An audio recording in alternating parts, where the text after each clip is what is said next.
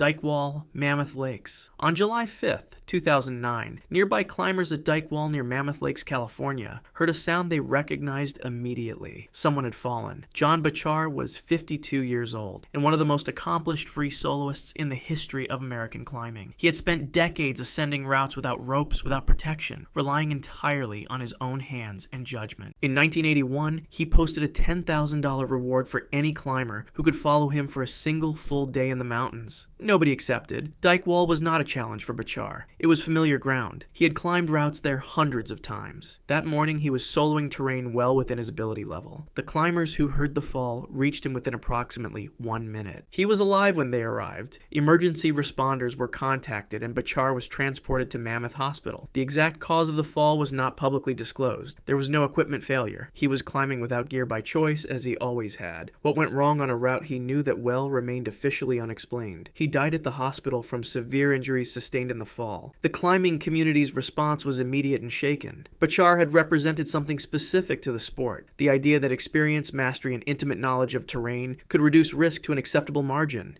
He had built a career on that belief. He had climbed at the highest levels for over 30 years without serious incident on the rock. He died on a wall he had climbed hundreds of times before, on terrain far below his limit, with no explanation that the public record ever fully provided. Sentinel Rock, Yosemite. On May 28, 1993, Hersey was free soloing the Stek Salathe route on Sentinel Rock in Yosemite National Park. He was 36 years old and one of the boldest soloists of his era. Climbers who knew him described him as someone who treated difficult routes as casual exercise, running laps on terrain that stopped other experienced climbers entirely. The Stek Salathe was not a serious undertaking for Hersey. The route was rated 5.9, well within a range he climbed routinely. He had earned a reputation across Yosemite and El Dorado Canyon for moving through exposed terrain with a comfort that few others shared. That afternoon, rain showers moved through the area. Friends who later spoke to investigators speculated that wet rock may have been a factor. The exact circumstances of the fall were not disclosed in official reports. What is documented is that Hersey fell several hundred feet. His body was found on a ledge 850 feet above the base of the route. The location of the discovery placed him deep into the climb,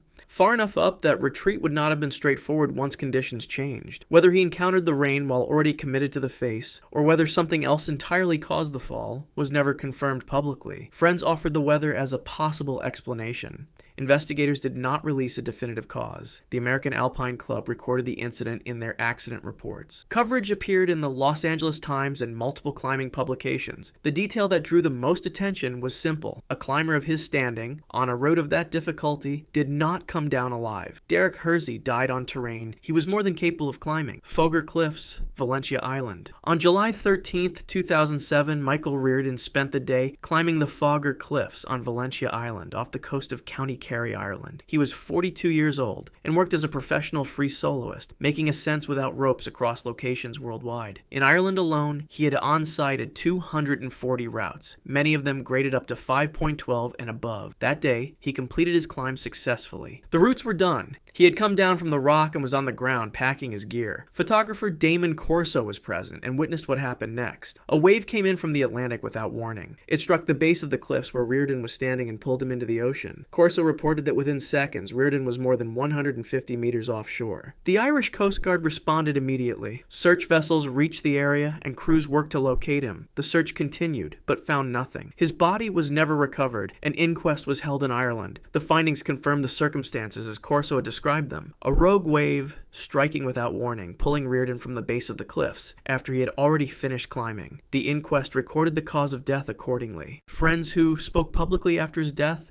recalled that Reardon had told them he was not going to die climbing. That account was reported across climbing publications covering the story. He was correct, in a precise and grim sense. The climbing was finished. The ropes were packed. He was standing on the ground when the ocean reached him. Michael Reardon's body was never brought back to shore. Short-off Mountain, Linville Gorge. On June 30th, 2019, Austin Howell was free soloing in Linville Gorge, one of the most demanding climbing areas in the eastern United States. He was 31 years old, based in Chicago, and experienced in free soloing. Friends described him as methodical in his approach to climbing. He documented his ascents on social media and YouTube, and the terrain at Short-off Mountain was ground he reportedly knew. He fell approximately 80 feet. Other climbers were in the area and reached him after the fall. They began CPR immediately and continued until emergency responders arrived. The response required a rappel into the gorge. Rescue personnel reached him at 1:15 in the afternoon. Austin Howell was pronounced dead at 1:30. 15 minutes separated the arrival of trained responders from the official confirmation. The climbers who performed CPR in the interval did everything that could be done. The injuries from an 80-foot fall onto that terrain left no outcome to work toward by the time help arrived. The United States Forest Service opened an investigation. The exact cause of the fall was not publicly released. What went wrong on terrain Howell knew, on a day with no reported equipment involved, was not explained in any official statement made available to the public. The investigation findings, if concluded,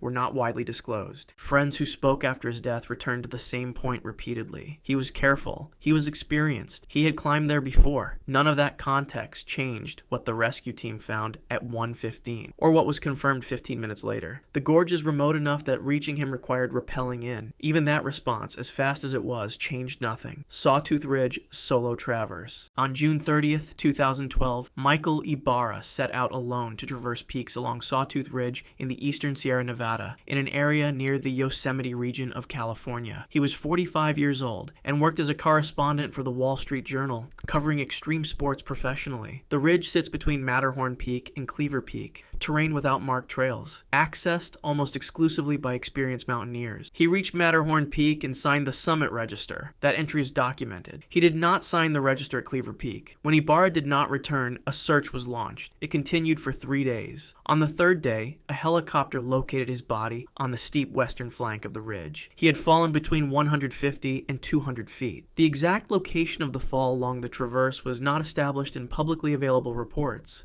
The gap between the two summit registers was the clearest indication of where things went wrong, somewhere after Matterhorn, before Cleaver. The Wall Street Journal issued a statement confirming his death. Coverage followed in the Los Angeles Times, Outside Magazine, and NBC News. Colleagues and editors described him as someone deeply committed to understanding the pursuits he wrote about, not simply observing them from a distance. Among the pieces he had written was one carrying the line, "When death is merely a paddle stroke away." That title was reported across multiple publications covering his death. It was noted not as irony manufactured after the fact, but as part of a documented body of work by someone who spent years writing about the line between calculated risk and fatal outcome. He crossed that line on a ridge with no trails, no witnesses, and no second register signed. Royal Arches, Yosemite. On June 6, 2025, Grant Klein left his accommodation in Yosemite Valley sometime after midnight. He was 18 years old, had arrived in the valley approximately 1 month earlier, and had been working a dishwashing job at one of the park's facilities. He finished his shift after midnight. According to reporting by the San Francisco Chronicle and Climbing Magazine, he left to conduct what was described as free solo recon on Royal Arches, a route he had scouted in the days before. Royal Arches is one of Yosemite's longer moderate routes, rising several hundred feet above the valley floor. It is not considered an extreme technical climb, but it is long, committing, and unforgiving in the dark. Klein did not return. When he was reported missing, the National Park Service began a search. His body was found on June 8th, 2 days after he had left. It was discovered beneath the Cobra feature, a distinct section of the route several hundred feet below the upper portions of the climb. The NPS confirmed the recovery and the location. He had turned 18 1 month before his death. He had been in Yosemite 1 month before his death. Both facts were reported across multiple outlets covering the story, including the Mariposa Gazette and KTVU. Family members who spoke publicly described someone who had pursued climbing with focused determination. They had watched the documentary Free Solo with him repeatedly. He had graduated high school early. Coming to Yosemite had been deliberate, not casual. None of that context altered what search teams found on June 8th, beneath the Cobra feature 2 days after he walked away from a late-night dishwashing shift toward a route he believed he was ready for. Charnitz Spitza South Face. On May 18th, 2024, Martin Feistl was free soloing a route called Spitzenstätter on the south face of Charnitzspitze in Austria. He was 27 years old and had established a reputation among alpine climbers for putting up difficult new routes across the Alps and Dolomites. The route he was on that day was graded 7, equivalent to 5.10 plus, on a south face that drops roughly 1,000 feet. He fell approximately 130 feet. The fall sent him onto a rock ledge. From there, his body slid down a steep snowfield below.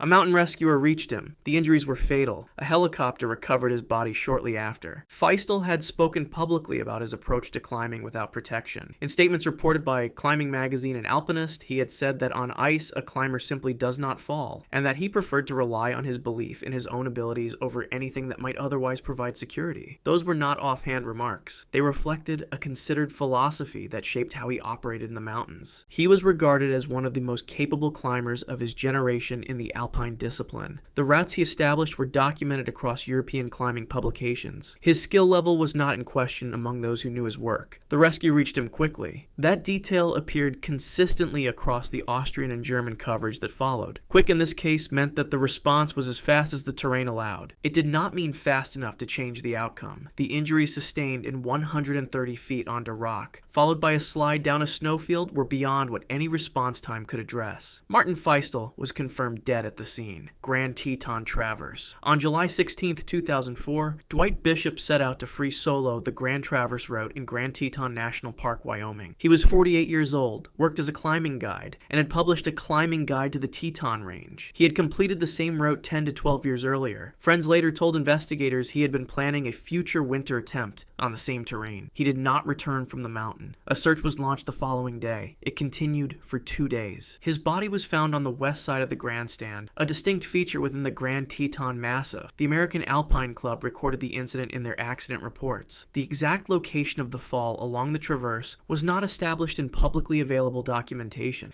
Which section of the route gave way and what caused it was not disclosed. Bishop's record in the mountains was not that of someone unfamiliar with serious terrain. He had climbed the north face of the Eiger, one of the most demanding alpine routes in Europe. He had competed in the Race Across America cycling event in both 1993 and 2000. He had written the guide that other climbers used to navigate the range where he died. Friends who spoke after the search concluded expressed the same difficulty processing the outcome that appeared in nearly every account. The route was within his capability. The terrain was familiar. He had stood on that mountain before and come down safely. The 2-day search, the location of the recovery on the west side of the grandstand, and the American Alpine Club report were what the public record provided. Everything beyond that, what happened on the traverse and when, remained undisclosed.